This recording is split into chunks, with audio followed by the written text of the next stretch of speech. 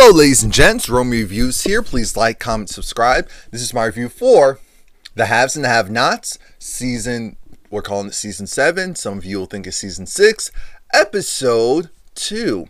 Now the episode is entitled Battle of the Past. Now, this is where we see Charles. He goes and makes his grand entrance, and we also notice that Candace is with him, which is throwing everyone off. Everyone's kind of looking like, huh? Charles is introducing himself. He's like, oh, you're Candace's mom? She's like, yeah. And so then the interrogation begins, because we know Hannah's looking at this like, how did Candace finagle herself the future president of the United States? So, of course, Charles is very polite, answers questions well. And Hannah is over it, because Hannah's just looking at her daughter like she is a scammer. She's a booster. She asked Charles multiple times, do you know who she is? And he's like, yeah. Well, you have people who go and vet people, right?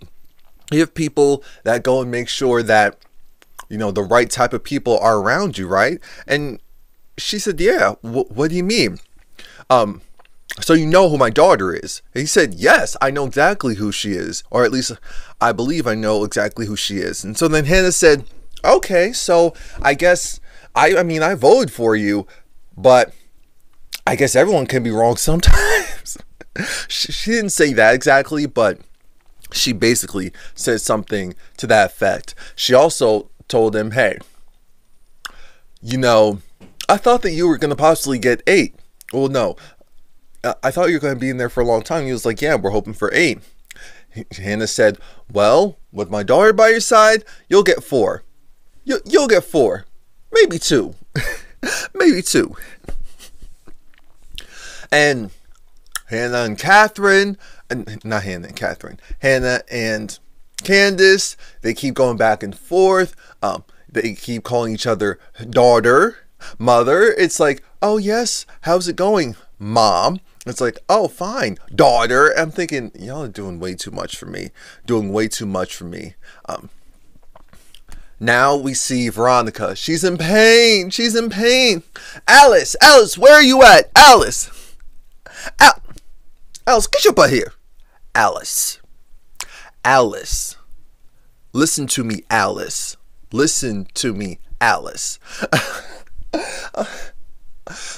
Veronica is horrible. Her doorbell keeps ringing. Alice, because Alice hates her job. She didn't go and initially try and get the door. So I said, Alice, you are kind of skimping on your job.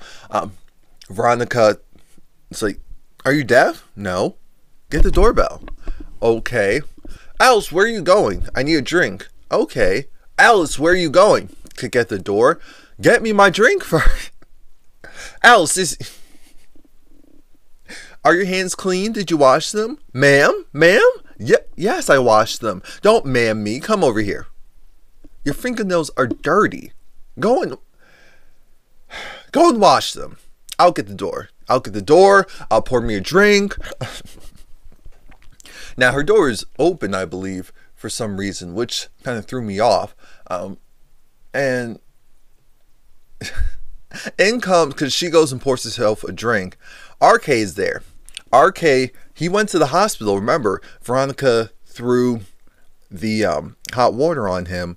It might have been coffee or something, but it was hot. Spilled it on him so that he would have to go to the hospital and see Jeffrey. He went to the hospital, but of course Secret Service are there because of Charles. He doesn't know that, but he just knows that he wasn't able to get into the hospital and do much of anything. Or at least the area where Jeffrey technically would be. The wing, I should say. So then Veronica's like, look, you have a job to do, so you don't need to be here. He said, well, I want to be here. He said she was not in the mood. She was not even in a playful mood. She was just over it. She was over it, and she was over him. But he couldn't get the hint. He said, well, I'm not going anywhere. I said, okay, this is getting creepy now. This is getting very creepy now. Remember, people, How to Get Away with Murder comes back on tomorrow, which I'm still surprised by, but I am happy. I'm happy. You'll definitely get a green screen video for that. you'll get my mini Grownish recap. I'll probably actually put it out tonight after Grownish. I might be generous and do that. Anyway, we have him going and seeing Alice. He's like, oh yeah, the maid, Alice, can you make me something to eat? And Alice notices that Veronica is irked by this guy. So Alice is just like, yeah, sure. And he said, actually, no, let's go to the kitchen together. I can make myself something. Her hands are filthy. Oh, who cares? We can take care of that in the kitchen. Right, Alice? See how bad that is? Now, Jim wants to go into Catherine's room, and the hotel attendant has her key, but he doesn't want to go and open the door. Jim goes, distracts the hotel attendant, takes the key, and busts into the room. Catherine is in her menage a trois with Rocky and the other guy. And so then Jim's just like, I'll burn this hotel room down if you two don't leave right now. So then Catherine releases the guys. And yes, I said release. He was like, what are you doing? They don't want to sleep with you. She said, I don't care. Now I understand why you do what you do and how you feel. It feels great. I should have done this a long time ago. Should have gotten me some a long time ago. The whole time I'm thinking, this is gross.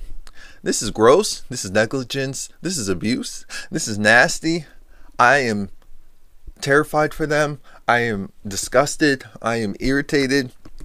I do not want Catherine to be like Jim, because here's my only issue.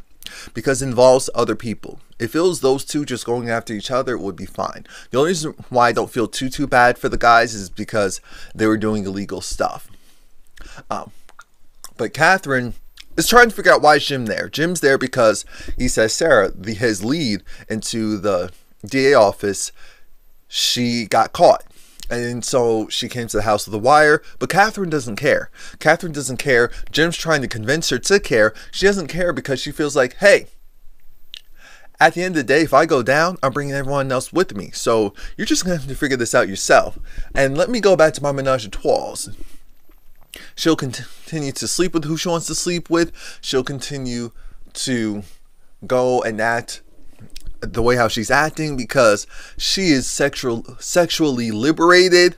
She does not care. Everyone's going to do what else they're going to do, so she's going to do her too. That's essentially Catherine's stance.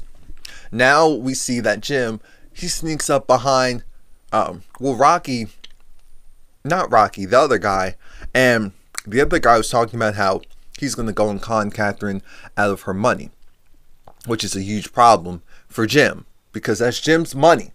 That's Jim's wife. That's Jim's money. No matter what Jim does, that all of that is still his in his mind. And that's why he decides to go and he goes and hits the guy, and then he goes and grabs the guy by the gonads and squeezes them for dear life. He talks about how he has people in very, not high places, but low places who are able to go and cut at those very low places, if you know what I mean. Essentially, cut off the balls. Cut the balls. Get off the ball. Cut off the ball. Cut off the balls. And Rocky's just looking for dear life. He's scared. He's backing away. Rocky's a punk. Rocky's a punk. We already knew he was a punk. He's not. He's a little stupid because he's doing this activity, but he's not completely stupid. So then, after Jim releases the other guy, he tells Rocky to go and make him a drink because he realizes he doesn't need to do anything to Rocky. Rocky's the scared one. Rocky's the one without the backbone. He really is. He really is. Everyone just does whatever they want. They do. Now, Jeffrey, I'm thinking we're getting a Jeffrey 2.0. No, that's just with his mom. When we see Justin, he's still at the hospital. He sees Jeffrey, and he sees Maddie. And he tells Maddie to go. Maddie's irritated, but Maddie leaves. Oh, I mean, Maddie was around the corner. That's what was really going on. Maddie was watching what was going on. And things got bad. Because Justin wants Jeffrey to leave with him. Jeffrey doesn't want to do that because he's not completely stupid. Justin doesn't want to hear that. Jeffrey doesn't care. Justin does care. And this causes a physical fight.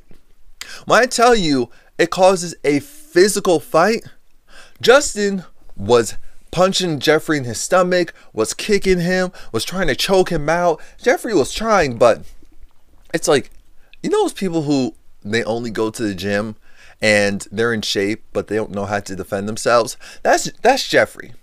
That's basically Jeffrey. And thankfully, Maddie knew that didn't look good. So the hospital security came and pushed Justin back. And so then Jeffrey's like, I'm okay. You know when someone gets their butt beat and they're embarrassed and they're irritated and they're hurt and they don't want anyone touching them? That's how Jeffrey was acting. So Maddie said, no, I'm going to look after you. No. So now Landon is, he's going to go and ask the doctor, the nurse, someone, some information about Benny. And the issue with all of this is that the hospital's not supposed to give that information, but Mitch is going to go along. And when I tell you, Landon gave Mitch the quickest up and down of, okay. I said, Landon, you bird.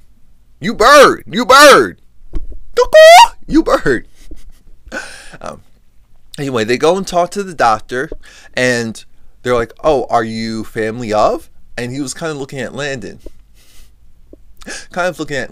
Mitch said, yeah, I'm family. That's my brother. The doctor looked at Mitch like, now is he? And when I tell you, Mitch looked back at him like, oh, so you're one of those? So because he's, and we can't be brothers? And the doctor's like, no. Okay, I'll take you to. Landon looked impressed, like, oh, did you just do some reverse mess and it actually worked? Okay, now, duly noted. So now they get into the hospital room. Landon goes with the doctor to see, get some more information. And I think Benny realizes, okay, Mitch didn't set him up. This wasn't a setup. And he was actually stabbed. And his story is as follows. Apparently, there was a kid. I don't know what his version of a kid is because, nowadays, if you're even just like a couple of years younger than someone, then you normally call them a kid. Like someone in their 20s will call someone who's 21 a kid, even though they can drink. That's just how it is. But he's saying a kid was on a bike just around the park, around the, what do you call it, neighborhood. He didn't think too much of it. He didn't say if the kid was black or white, but he was on his phone. Not him. Benny was on his phone. The next thing we know, Benny looked up because this kid was on top of him stabbing him. I'm thinking, that definitely sounds like a hit. That does not sound random. That sounds like a hit. Now, from who? I don't know. It could be a million and one possibilities. It could be because of the guy that Candace sent over to Hannah's house to go and rob her. It could be, that's probably what it really is, because Mitch said no guns. That doesn't sound like my family. It doesn't mean it's not. They could just be pissed and doing anything they can to try and get this guy. But now that explains why we didn't hear any bullets, because there were none. Benny, being Benny, wants to get out of the hospital. Remember, Benny spent like a season and a half in the hospital, so he does not want to stay there. That's not a good place for him. So he's trying to leave. Mitch doesn't want him to leave, but he is being defiant. Now we see that, you notice that Derek had to go and initiate conversation with Charles. Charles paid Derek dust previously. Derek was like, I voted for you. Congratulations. Actually, I don't know if Derek was legally eligible to vote. So let's just say that he supports Charles, and congratulations. Charles goes and tells this story about how there was this mother and daughter who were going through some really rough times. And they, I think it was the father who died or something like that, and the ashes were kept with the mother. The mother didn't want to give the ashes to the daughter, and that caused a huge feud. Time went by, time went by, and time went by, where one day the mother just said, you know what, enough is enough. She went, took the ashes, gave it to the daughter, and said, here, it's yours. We're good. And, you know, then the daughter was crying. And it wasn't because she got the ashes. It was because her mom, she lost all that time with her mom because of something like that. And I'm thinking, okay, clearly this is a story about her son, but he's using the ashes as a cover. Actually, I think he was cremated. So that was basically their story. Because before that, Candace was saying how Charles was saying that he knew a lot about Hannah, and that Hannah was a good woman. And Candace said, yeah, she was a great grandmother, and she loved my son. She loved him to the point of maybe if she loved him a little bit less, he would still be here, you know, throwing daggers.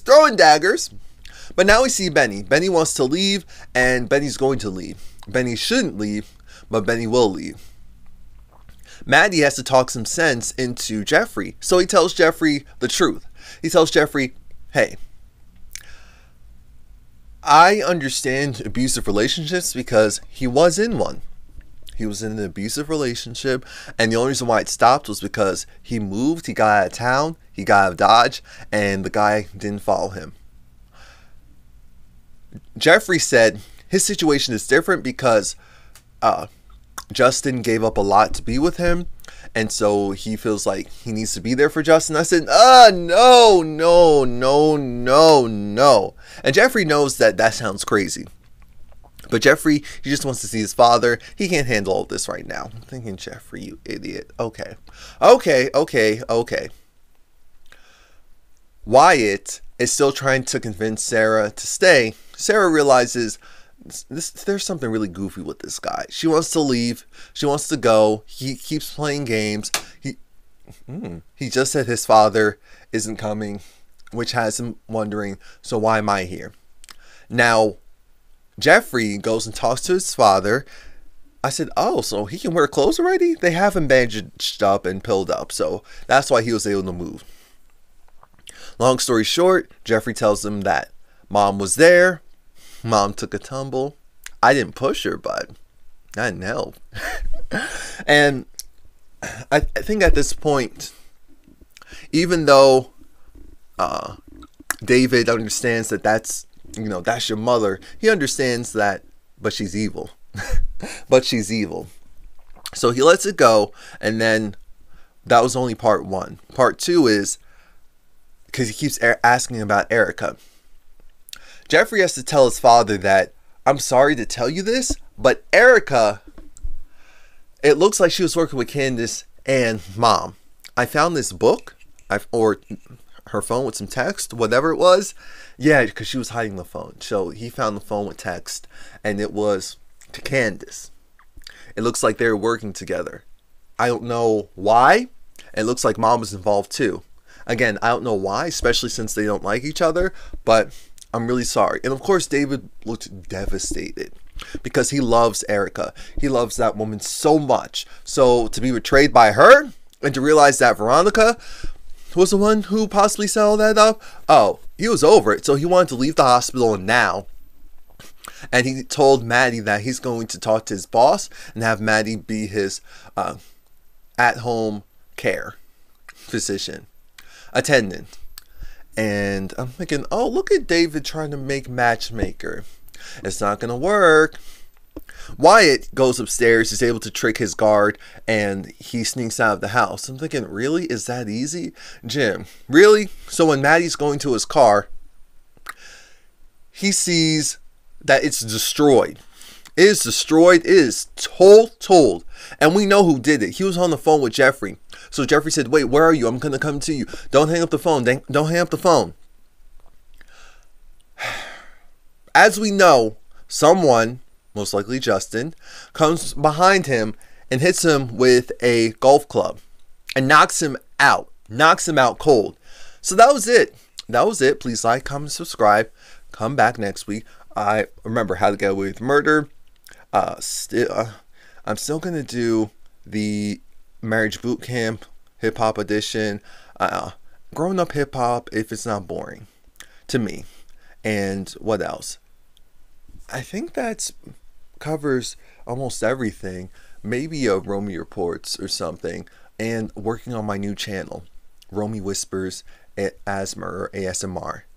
And the channel is alive, but is not active. But you can go and support by subscribing in the meantime. I'd really appreciate it.